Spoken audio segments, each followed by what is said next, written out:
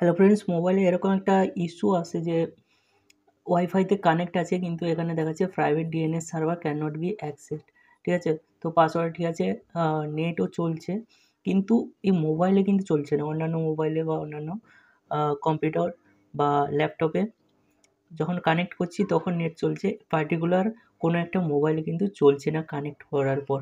তো এরকম একটা দেখাচ্ছে যে private DNS server can not be accessed. তো আমি যখন ওয়াইফাইতে যাব, এখানে দেখো ওয়াইফাই দেখাচ্ছে অনেকগুলো, আর কানেক্টেড রয়েছে, অলরেডি কানেক্টেড রয়েছে কিন্তু উইথাউট ইন্টারনেট দেখাচ্ছে। ঠিক আছে? তো এটা কীভাবে সলভ করব এখানে দেখাবো। তো ফার্স্টে কী করতে হবে, ফার্স্টে সেটিংসে চলে যেতে হবে। সেটিংসে যাওয়ার পর এখানে কানেকশান দেখতে হবে, কানেকশানে ক্লিক করবে। নেক্সট কী করবে, এখানে মোর কানেকশান আছে, এখানে ক্লিক করবে।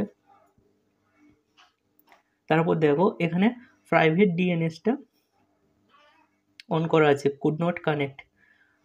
তো এটার জন্যই সমস্যাটা আসছে।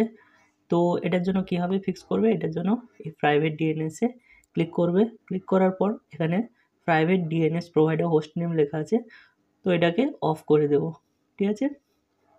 তো এখানে অফ করে এটাকে সেভ করে দেবো।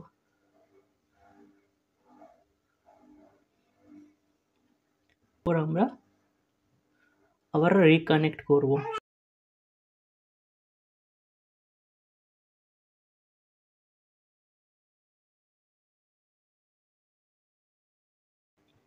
ওয়াইফাইটা রিকানেক্ট করার পর এবার দেখো এখানে ওয়াইফাইটা চলে এসছে, আর ওইরকম কিছু এরর দেখাচ্ছে না। ঠিক আছে? তো এভাবে কিন্তু আমরা খুব সহজে এই প্রবলেমটা আমরা সলভ করতে পারবো।